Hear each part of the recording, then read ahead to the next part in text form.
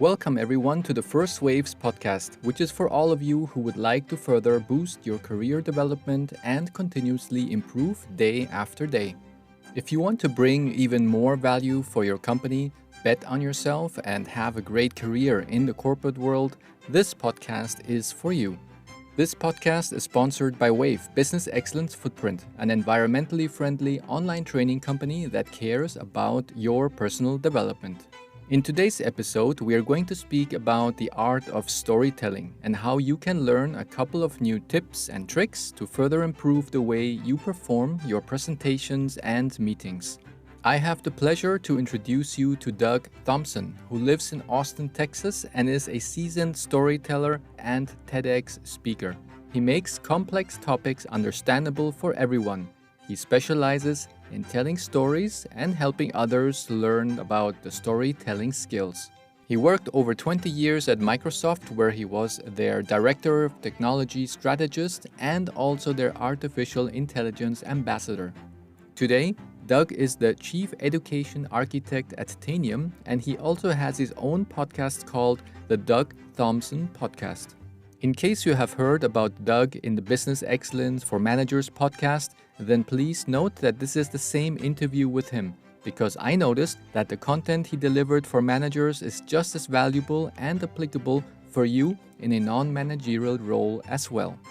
I am thrilled to introduce you to this amazing guest, Doug. Hello, Doug. Welcome to the First Waves podcast. It's so great to have you here. Great to be here. Thanks a lot. Yeah, thanks so much for your time. Your profile is so interesting, and that's why I'm going to start with the first question, which is, how was your trajectory? How did you get to where you are today, and how did you become such a good storyteller? Well, I'd love to say it was planned. I think that's the proper thing, or everybody tells you, your life is planned out, but it was a lot of improv that went along the ways. Never wanting to be in sales. I started out as a copier technician out of college. And just sort of grew from there. I fell in love with the ability to relate technical things to normal people that don't, they're on the other side of the print button, so to speak. Yeah.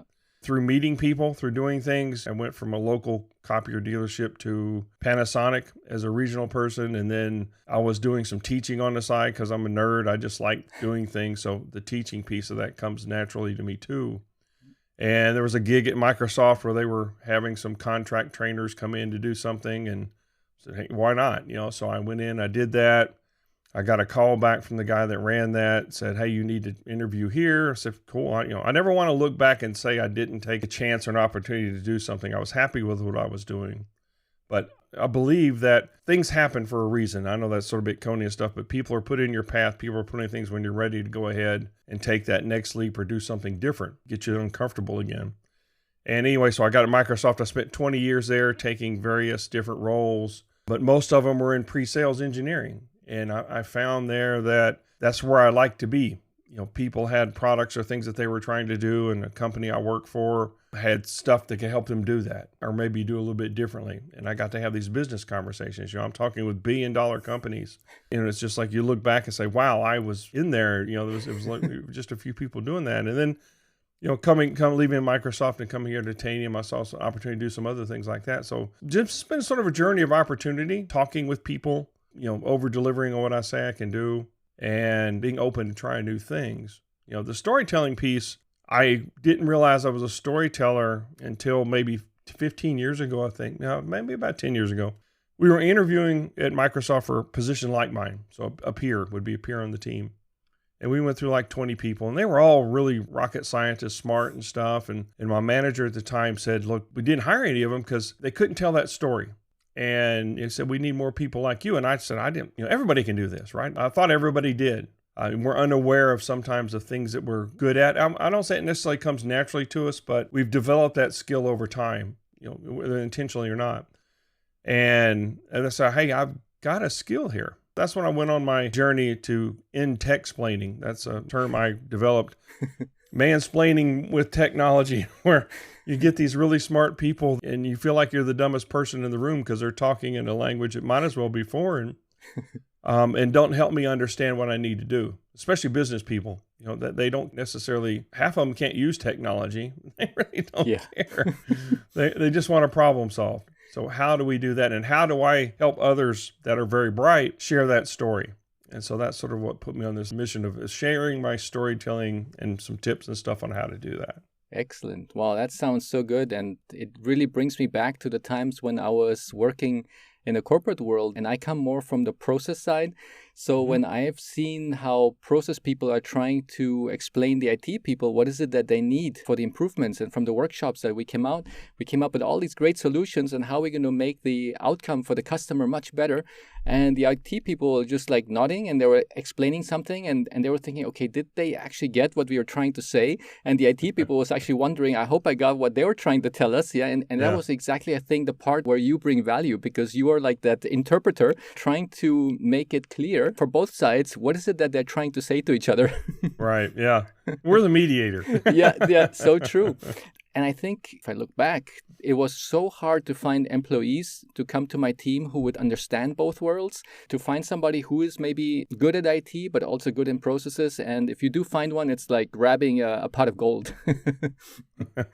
It is interesting because the skills that make us really good at one or the other, like technology or something, are sort of opposed to the soft skills and the people skills and the storytelling skills. They're not developed. They're not really a weakness. They're just not developed because they're harder to pick up. Yeah. Right. It's sort of like if I wanted to eat with my left hand, I would be able to do it, but it would be very uncomfortable at first and take some work and effort. If you don't think about it, you sort of default to these old pathways you have that, hey, well, I'm going to do this and I'm going to go back to text-plaining. Correct. I really like that word, text-plaining. It's so good. It should be someday part of the dictionary. I think I got to get it trademarked before somebody else gets that. Very nice. And as you have been so much time devoting to the topic storytelling, could you tell us a bit about the history of storytelling? And maybe, do you know one or two people, globally known people, who are really good storytellers? I'll answer the last question first. And I'll stick with those people that are really good from a technical standpoint, because I listen across genres and stuff of great storytellers. But from the technical standpoint, the best one that I like to follow and look at, although as I understand he wasn't necessarily the best human being, was Steve Jobs. Oh. He sold us on having 1,000 songs in our pocket when we didn't know we needed 1,000 songs in our pocket, or the iPhones. And I was at Microsoft during this time that came up. Here's this latent need that people have, or latent want that people have from a device. And he got it. He understood, he understands that we need simplicity. We need to be able to do things. It's a device that is part of our life, right? It's not necessarily work or life. It's part of our life. And we needed to make it easier. And we needed to make that experience not necessarily sexy, but something we wanted to have. And at the time, especially at Microsoft, we were very stuck on everything's got to be on Windows, and you have to have a keyboard, or you have to do this. And, much to my chagrin, they didn't pay attention early enough. There were other voices, not just mine, but hey, we need it. But it was not the way that it worked. And they got mine. But he was very good at what he did and put in a lot of effort to it. From the things I've read, he practiced and practiced and practiced and did those things. So it was not off the cuff. He wasn't an improv type person. Yeah. Things were very scripted and done, but they had their desired impact. And what's good about Apple is that they usually think about first to explain the why. Yeah, why are we actually doing this product? And from there on, then they explain, all the other features, what they're doing and all that. Yeah, when you mentioned the why, that's the Simon Sinek piece of that. Yeah. If you can explain the why and it matches your why, and those things are in alignment. I mean, that's just overall a great story. When I talk to people about telling stories, and we can come back to this, is when you're telling a story, it has to be your story. You have to tell it your way. You have to connect with your why or your voice or your experience, or it's going to look fake. It's not going to work. But if I go back to the history of storytelling, I'll go back to my history first. Is I went back to a high school reunion. I won't tell you which one it was. It was a while ago. Let's just say I've been out of high school a while. And they had some memorabilia that you had from when you went to school. And I went back where your permission slips or your excuse slips were still written on paper. Technology was the squawk box that they had, and the principal left the microphone on. It was interesting. But I looked back, and there was this tardy slip. It had my name on it. And I'm like, what? I looked at the handwriting. It was mine. He says, I was late because I was coming to school. We could drive to school. And I said, there was a Coke truck, dropped all the Cokes on the freeway and blocked the freeway. And it got approved. I was like, that did not happen. If we had cameras and everything else today, it would have never flown. But there was a story being told I was able to sell. And it's sort of funny. So, okay, I've been telling stories, a lot of my life. But when I was doing my TED Talk, which was about the most important story you'll tell, it's about sort of the story we tell ourselves. But I went back and looked at some brain science and all that, and we've been telling stories since we've been around. If you go back to the cave drawings, even before we had a voice, there was a story being told. And the brain is wired to, I'll borrow a little Lisa Cron, who's an author, the brain is wired to listen to story. It's how we learn things, we can absorb things, we can associate with things.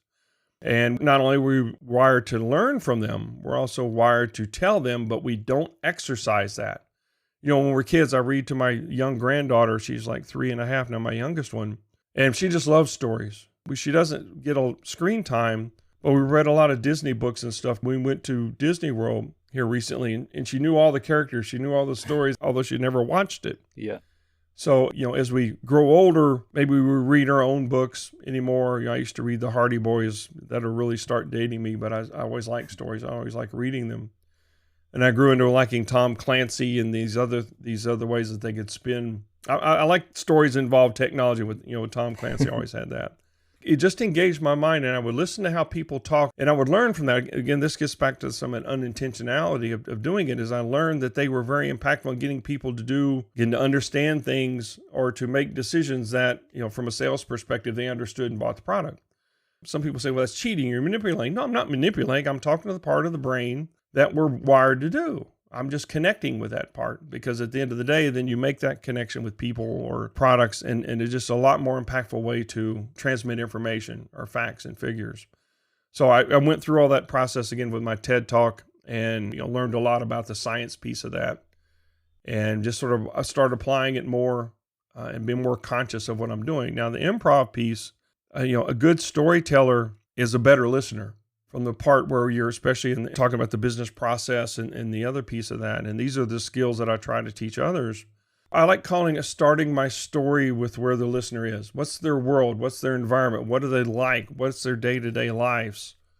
I do a lot of what I call LinkedIn stalking. Now, it's not what it has a bad connotation to some, but I'm looking on LinkedIn for what this person does, what do they do, all social media, what are they sort of like, things like that. So when I go into a discussion and there's some technical thing that I need to explain, I'm trying to find that common ground from which I can explain it.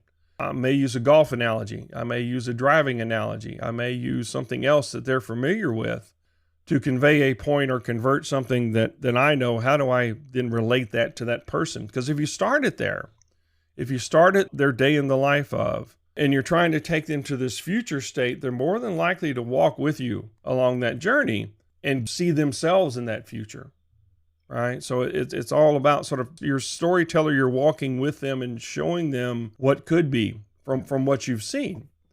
And that's all skills that nobody teaches. Everything anymore, wherever my dumb device is, the dumb phone, we spend our life there and we communicate over text. The generation now isn't forced to go in and converse with people. When I was growing up, we had the phone line, or you had to talk to people. And you don't have to do that anymore, which is, I think, is a shame. It's degrading that skill. It makes it harder for people to do and sort of isolates us. And that's probably almost like an experiment, what we're doing today, just to see what's going to happen with the generation we have today and how are they going to become as communicators when they're grown-ups. And that's a little bit scary. It's not looking good right now. Yeah. Yeah. I do a talk to graduating seniors and stuff. One of the things I've done a few times, titled "Your Career Doesn't Have a Syllabus." Because if you've been in school, you have this syllabus, you have this book of life of which if you do X, Y, and Z, you'll be successful. And anything outside that you don't do, you don't think. As you've been in corporate life, so there is no syllabus. Problems come up and you have to figure out how to fix them yourself. And they don't necessarily have not exercised that skill. It's not that they can't do it. We haven't done a good job of training them. So I sort of walk them through my career and talk about things and how to look at life and how to tell their own story. The very first story you have to tell is in an interview. I've got to tell you my story. I can go to these schools. I could hire anybody and not get fired because they're all very smart. There's no doubt about that. Why are they the best fit? I need them to tell me that story. I need them to be able to convey that information. I'll get in a mock interview and they'll read me their resume. I say, no, that's not what I want. I can read. This is where it gets personal, right? Making it back to the personal piece of that. So I'm trying to make this generation we're trying to cross that chasm. Yeah. Well, I just remembered the other day I had this conversation with my daughter. Today she's 13, and she was saying that it's so cool because one of her friends, they're always reply very quickly, because when she sends her the voice message, then it takes about 5 minutes until she replies the voice message. And then my daughter says, yeah, and I try to reply again, and somehow they always try to make it quicker. And I say, well, what about if you can speed it up even more and you can make it parallel to each other and you would actually be speaking with her? Yeah, that's called a phone call. Yeah. And she was like, huh? Yeah, nobody advertises the phone minutes you actually get on the phone anymore. It's all data and stuff. Yeah. That's why, primary thing, that's what you talked with. The other thing that also just struck a chord was when you said about Disney. Somehow when I look at Disney movies, and I was always thinking, how did they become always so successful in all those things that they're doing? And but then when you already have seen your number 10, number 12, or 15 Disney movies, then you somehow think, oh, I know that there's a specific sequence that I have. There's a specific story, and they convey specific feelings to the people who are watching this. And at the end, I think that they're very good at storytelling and how to create their movies and how to create the scenes, and it's all somehow it's very linked to each of those stories that I have seen in Disney. But they do, of course, a great job, and they know that that's what sells. I read a book. Dan Pink talked about everybody. To sell is human. It's all in there. 9 out of 10 people have to sell, even if the job doesn't have a quota. And he talked about the Pixar pitch. And I just read a book by one of the Pixar founders. And he talked about the Pixar pitch. It's the same. If you go back, break down every Pixar movie, that's the framework that they use to tell the story. And there are parts of the story, if you go back into it, where, the very first thing you have to do is this gets to my point, is meeting the protagonist or the hero.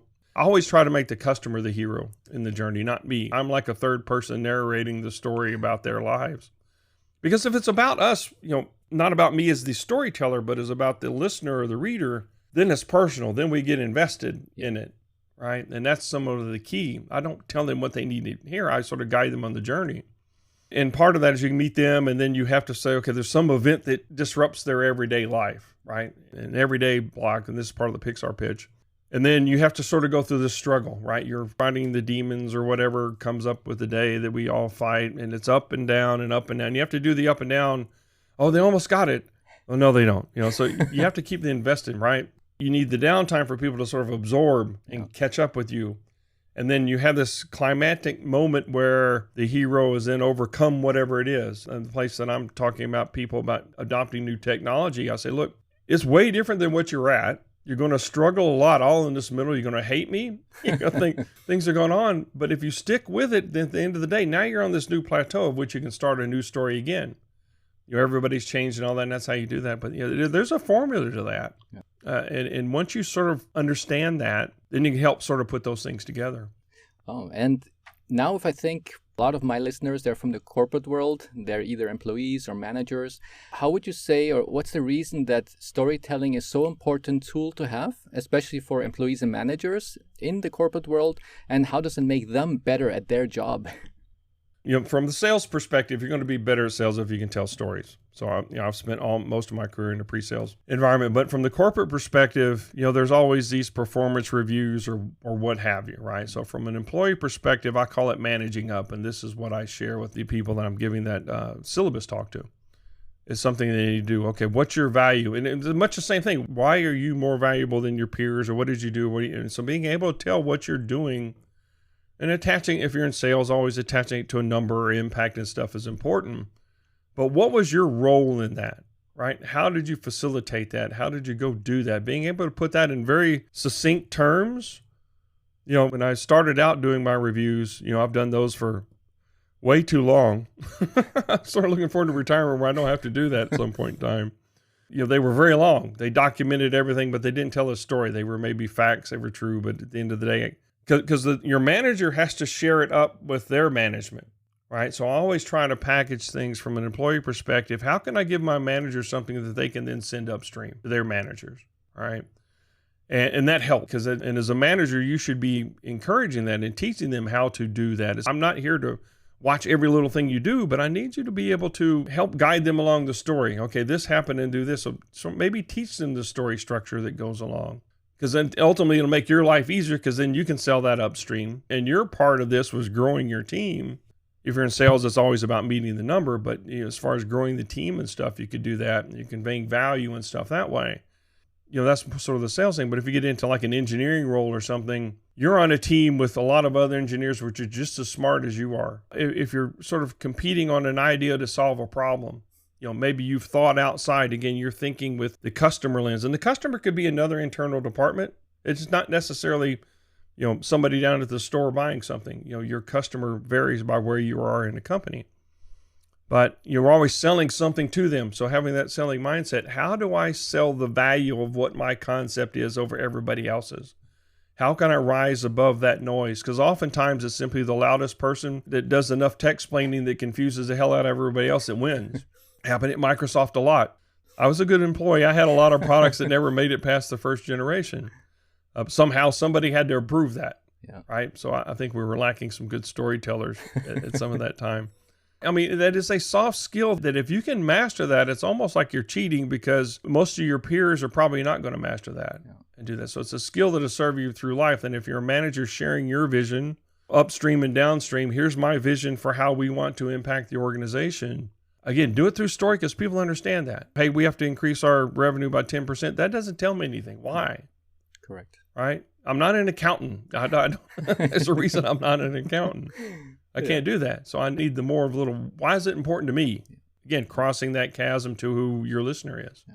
And as everywhere we are, it's always a people business. At the end, you're dealing with, it's the accountant, it's a person who's an accountant. If you're dealing with the CEO, he's also just a regular person. And no matter with whom you're communicating, you just have to somehow convey your message in a nice packaged way so that they can get exactly what you're trying to tell them. And I think that's something it's really missing in today's schooling system, that I think children should be taught that there should be a class called storytelling class. And there's so many other things that they learn that they think, well, how am I going to use that for my life once I graduate from school? And I think that they definitely should add on a couple more things, and storytelling is definitely one of them. How to better communicate with others. Yeah, some of my most enjoyable experiences are talking at schools or doing something like that, because they still have it. They're still young enough that they can still sort of touch into that. Yeah. Even in high school, they can still touch into that stories that they used to like to have before they get way out in the corporate life where it was not done as much. Yeah. And if someone is preparing for their upcoming meeting or presentation at their job, how do they successfully incorporate the storytelling techniques? Is there a specific structure that you would do that say, okay, there's a specific step-by-step way you could do the storytelling when you're creating your PowerPoints? One, I always apologize for creating PowerPoint and allowing you to do stupid stuff. Too many transitions, too many fancy things, cramming way too many fonts, although they're getting better about now. They have a coach. Hey, reduce the amount of data you have on this slide. So they're trying to help you. So use that feature. If you're in PowerPoint, use that coaching feature for sure. If you look at my slide decks, depending on what you're trying to do, sometimes you have to have numbers and stuff, but make it as less busy as possible and tell the story about what the number means, where it came from. There's always a story behind that. It's not simply that we did 110% of quota. We did 110% of quota with missing members on the team, and we did it by cross-sharing, and here's the things that worked with our customers, and so that way they can take that to other areas. They call it best practices, which is sort of, I hate that term, it's kind of dry, but it is. How did I convey that message? Almost like storytelling tips. But if you're doing things to customers, if you're showing things, PowerPoints and stuff to customers, if you look at one of mine, if I have control of my deck, I don't have to put the corporate message up. First thing I usually do is take what marketing gives me and slice about 85% of the slides out and put something else up that I can tell the story to, or I do a demo. I know marketing, they put a message, but for me, I want the conversation to be a little bit more personal. So if you have that flexibility, I use pictures a lot in my presence. People want the slide deck. So it's not going to help you much because there's no speaker notes. The picture is to sort of cue a story in my brain to go on and have this discussion. The best presentations I've ever given where I've connected with the audience, I've had people come up to me after saying, listen, I've listened to that. As an example, when I was at Microsoft and we were talking about, it was a tablet PC time. So it was around the time we were trying to get the tablets out. And I'd explained the strategy and these other things in such a way that representative from one of our partners, big computer companies came and said, look, I've listened to this pitch 10 times and never understood it till you did it. And I said, good, can you tell me what I said? Because I don't remember. Because I was sort of living in that moment. Yeah. having that discussion. And I could see as you're reading your audience, you can see they're getting it, right? So you can keep building on that point, but it's telling a story with it. So the stories have to come from in here, not something that is written out. What do I want to convey? So every slide to look at, what am I trying to convey? Who's the audience? And is this the best way to communicate with us? Now, if you're talking with CEOs, their attention span is very small, so you have to tell very, very short stories. And sometimes it is the number, here's how we did it, blah, blah, blah. But again, depending on where you're at, knowing your audience is key. And how do you communicate that? So thinking very clearly about, what do I want this slide to do? And use as few slides as possible. No fancy transitions, fly-ins, flies. Use as little of those as you can. But if you do use them, be consistent. That's the way I like to do it. Yeah. Run it by, practice it, get it to where if your power went out, which I've had happen before, I had to I was talking with this computer group at a retirement. It was a city, they call it Sun City, but it's a big retirement village where they had probably 1,000 people would come into this thing every month, where they would this computer club. And a lot of them were retired, and it was always a great thing. There was always a great thing. So I was going to get fancy one time and I was at Microsoft, and we had this thing, but you had to have web connection to do it. It was a more powerful storytelling tool. And they decided that the internet was going to be worked on that day. Oh. So I'm like 3 things in, and okay, now we're doing shadow puppets. So we just sat down, but I delivered the talk, and I painted word pictures about the things that went on. So you could sort of say, from a story perspective, but the slide was going to have this picture of this. Let me tell you, and so those are the best ways to do it. I mean, make it where it is you, and it has to be your story. It has to be Juan's story. You can't tell Doug's story. I can't tell Juan's story. Now, I can use you. I can relate. Hey, I was on this podcast with Juan, and he asked an interesting question in an interesting way, right? So I can give a texture of that, but I wouldn't tell it the same way you would tell it, because you have to give part of your, I call it secret sauce. What's your experiences? What's your style? What's your life like? There was a time that before I went to Microsoft, I was in this class. They were bringing presenters on to do a road show for, at that time, of system builders, the mom and pop shops that used to build computers on every street corner. And they were looking for this, and they were trying to prep us to deliver this in 20 cities. One of my peers there I call him the professor. He had the tweed jacket with the velvet patches on it. It was very, very reserved. You're very scientific. And I tried to emulate that style. And as I think in the 20 minutes or so we've been talking, you probably realize that's not my style. And I was frustrated and failing badly. And my wife gave me the best advice that I ever had, is you got to be yourself. That's all you can be. So I went back the next day and called me up and said, look, you were the best one there. I waited all week for that person to show up. Yeah. And so they knew that it wasn't me. So there's things you can take out of it, but adapt it to your own style. The most impactful storytellers do that. Yeah, perfect. Right?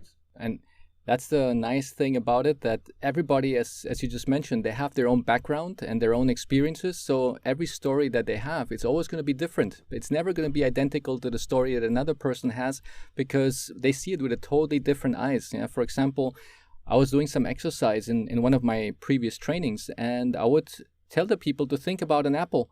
And then I would ask them, what colors do you see? And some people would say, I see green. Some people say, I see red. And it really depends on where they grew up and which environment they were. Were there apples growing? Were they mainly green apples, or were they then red apples? So it really depends on how they will then tell the story, depending on where they grew up and what kind of things they have experienced around them. That's an outstanding example. Well, Doug, could you give us 3 do's and 3 don'ts when storytelling? What are the common mistakes that people do when storytelling? I'll start with the don'ts. Yeah. It's not about you. Don't make it about you. You may have a product, you may have these other things at the end of the day, but when you're telling a story, you're trying to invite the listener in to envision themselves being successful with your product. It's not about your product. It's not these other things. You're solving a problem that they have, so it's not about you. When I go in and I'm in a meeting with a customer, I sort of play this game with myself, which is step 2, listen more than you talk, right? That's the game I play with myself. Okay, who's talked more here, right? If it's me, I'm doing something wrong. Because the listener, if they're talking or they're engaged more than what you are, they're talking more than you are, they'll tell you exactly what they need if you get them to talk, to go on and do this. And then you're simply connecting the dots. They're sharing you with what their vision is, and then it's up to you to sort of say, yeah, we can do that. Let me show you how we can do that. Here's a pitfall that a lot of people have, and maybe this is, well, it's step 2.5, is that sometimes the customer gets to be right. So in that engineering example you gave earlier, the IT people, they may have seen what you had, but there's a better way to do it in their mind, right? And it's not necessarily better. It's simply the way that they would do it. Many years of application development, Windows development, we had ideas, hey, you need to have this button here. Why the hell do we have to have that button at all? I mean, some developer thought it was a really good idea to do without customer feedback. So listening to what they want, and maybe it's not the best way to do it, but once you get in and start doing it, then again, showing them the path. Hey, have you thought about doing this? Let them sort of find that. And then the third step sort of goes back to that. It's not about you, but it's about them. And if you made that connection, learn where their life is, learn what their environment is, tell the story in their language, and do it that way. So that's the don'ts. So don't make it about what your perception is. Now the do's, add your secret sauce. Again, that is the key to that, is making that makes your stories impactful. Be open to improv. Everybody should take an improv class because it teaches you a couple things. The very first thing is it teaches you to listen, because your partner will do something and then hand it off to you, and then you've got to take it from there. One of the exercises I do in some of my training is it's almost like a whose line is it anyways, where you're talking about somebody starts off the sentence and then, okay, I want you to pick up where they left off, and I want you to pick up, and I want you to, and we sort of let them build that story as they're picking it up from the other people. They have to do it in a yes and environment. So they take up the story and then they build upon it from there. And especially when you're talking, it's not a yes, but. Yeah, we can do that, but there's a better way. But, anytime you hear the but, yeah. I stop listening. I say, you're fighting. So it's always invite them to help create the story with you. And then just read and listen to a lot of other storytellers in various different genres and stuff. Like I listen to a lot of podcasts. I got a new one added to my list now since we're talking with you. But there's different perspectives and stuff you'll pick up if you hear it often enough and say, how could I use that? How can I take what they just did? I like what they just did, and can I make it mine?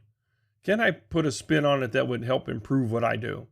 And, so you're always constantly working on your tools, doing these other things like that. And for God's sake, training and stuff, I call it edutainment. It should be fun, and try to make it fun if you can. Now, not everybody can tell jokes like everybody else, so don't try to take somebody else's joke. But, you make it a little lighter. Typically it's not life and death at our stage, but can you make it a little lighter? And I don't know if that was three things, good or bad, but it was all over the place anyway. That's perfect. It gave us at least a couple of points that we know that we should avoid, and a couple of points we should definitely seek for. And while you were explaining that, I was thinking about people who are empath. Yeah, if you have that, I think an empath probably could. I'm just saying it now. I'm just thinking out loud. Probably they would have an easier times telling stories, because they can really feel what the customer is feeling and what is the customer actually expecting. And from there, then you can somehow, if you're already in their shoes, you can start directing your story in a specific direction that it's going to arrive well to that customer, because you already can feel what is it that they are feeling. Do you think that's true? That maybe people should practice more in this emotional intelligence to become better storytellers? Oh, absolutely. And that's something else I'll have to add to my thing. Again, that's one of the things that I naturally tap into. Again, that, as part of what does the day in their life look like? So I'm trying to put myself in their shoes. I hadn't thought about putting a label on it, a name on it, but you just do a really good job. Because part of that empathy is, what does it feel like? What are they experiencing? What's their day-to-day challenges? And a lot of times you can use other customers, other people that you've talked to. And I will do that when I was storytelling. It says, I had a customer just the other day I was talking to, there's a very similar situation, and I try to restate what they did, and they thought about this. Have you thought about that? So again, trying to show that I understand what their environment is, using the words that they use. The technical workflow is exactly the same, but if you don't use the words that they use to describe that, they're not going to be able to sort of cross that chasm. You have to use their words, the words that they, like in education, it's student outcome, or it's these other things that they live in their environment. In commercial spaces, time to market, it's these other things. But the workflow is exactly the same. So can you pivot your language to match getting to know where your audience lives, right? What's the language they use in doing these other things? And I think that's part of empathy as well, is being able to sort of feel for that and know what that language is. Correct. That's probably the most nuanced part of it. Yeah. Excellent. Because I have experienced that some managers, they just go through their agenda and they just go step by step, and then meeting is over. Everybody gets back to the next meeting or to whatever they were doing. But they do not really tap in on how did the people receive my message? Did they understand what I just said? Yeah. Do they agree with the agenda point or the decisions that we're making? And then that's where I think it's probably very valuable if you can practice that muscle of the emotional intelligence, where you say, I'm not just going to go through my agenda points and then close the meeting. I want to really feel what's the vibes, what's the temperature, how's it doing here in the room? Are people really understanding what I'm saying? Did they agree to what I said, or are they confused? And then you can start adjusting the way you are explaining your points that you have on the agenda. And I think that's how you can really get people more on your side, by the way how you explain things to them, and not just to pull through and said, okay, I just gave my message. It's a one-way street, and whoever liked it, who didn't get it, well, bad luck. So I think that's probably where a lot of managers could think about, to see how do I make it more not only about me giving the message, but really seeing what's the feedback loop from the others and adjusting. I like that. And upon reflection, I think some of the best managers that I've had have been those that said, okay, here's a problem we need to solve, and just sort of tossed it out there. So what are your ideas? Yeah. They were the very last one to talk as we came up. And maybe they would toss something if the conversation started getting a little cold. They could say, well, I've heard about this other team doing this or doing that. What do you think? And they weren't, again, it wasn't here's my agenda, here's what we're going to do.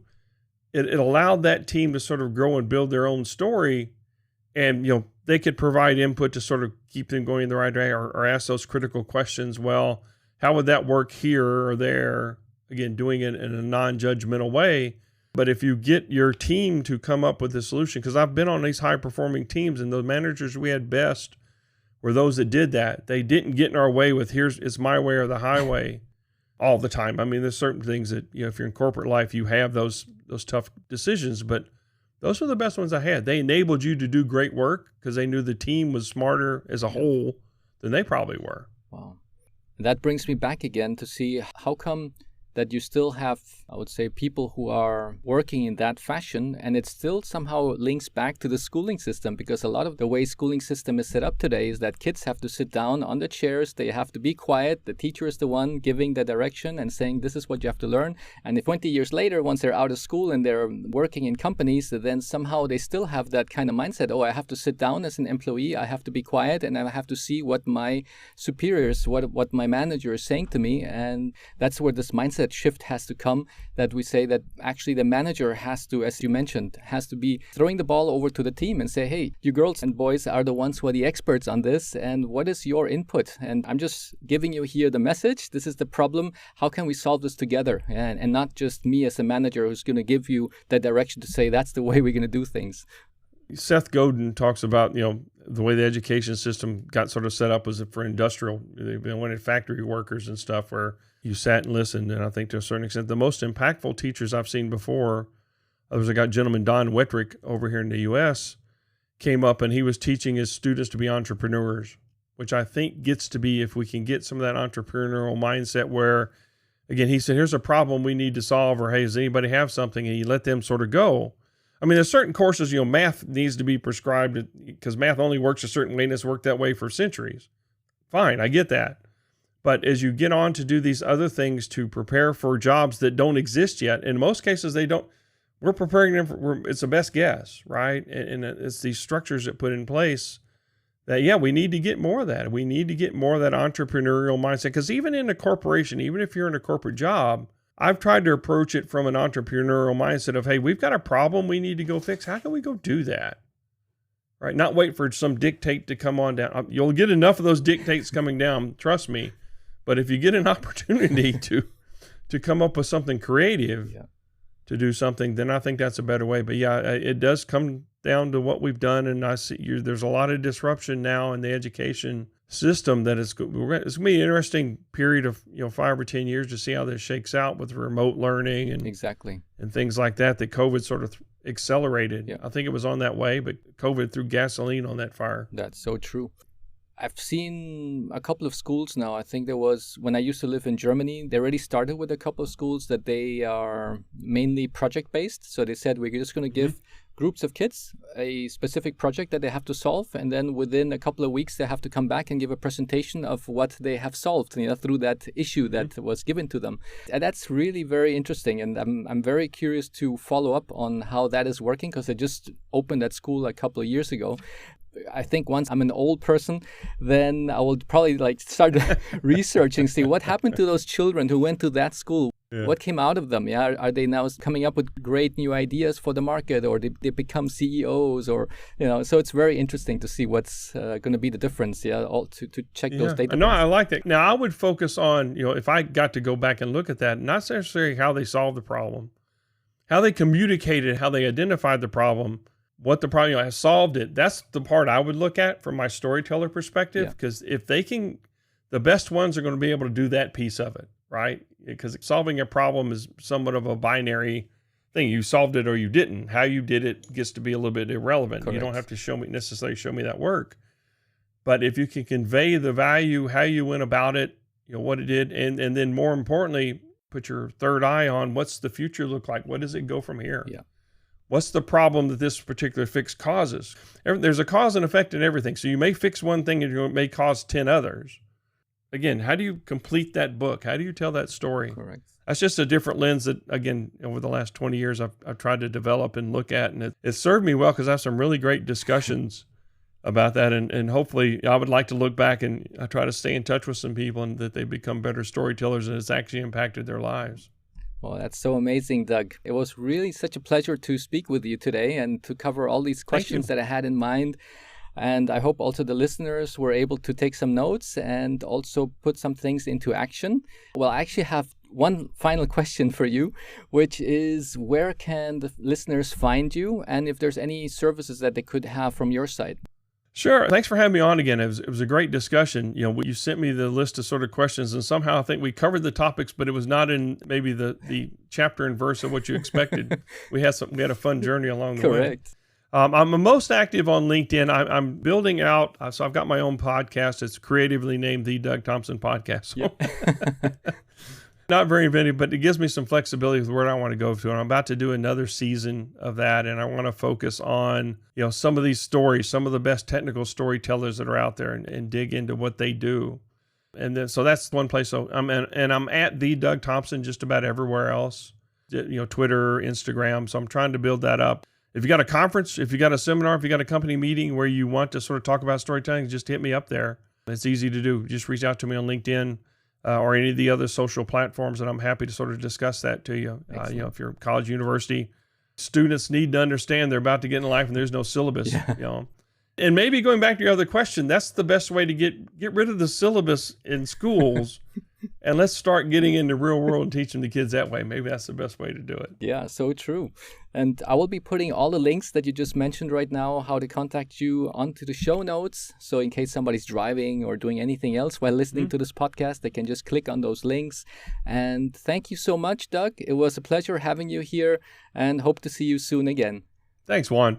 Thank you. Bye-bye. I hope you enjoyed this conversation with Doug. In the show notes, you will find all the links on where to find him.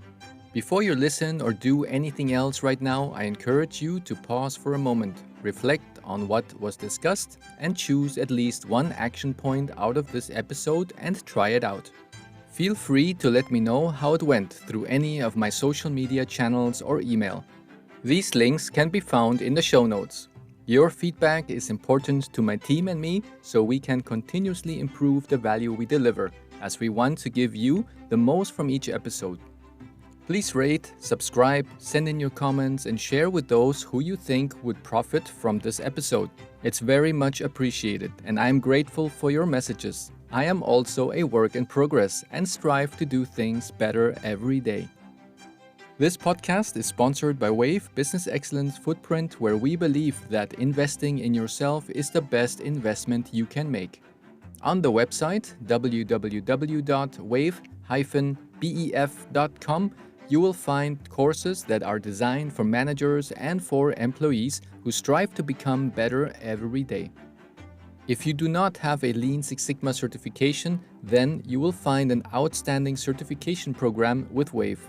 And in case you already have a certification, then we have other courses that will further enhance your skills. On the website, take a look under the tab called Courses for Employees to see what courses resonate with you. All these courses are designed to take you to the next career development level. Thank you, stay tuned, and see you in the next episode.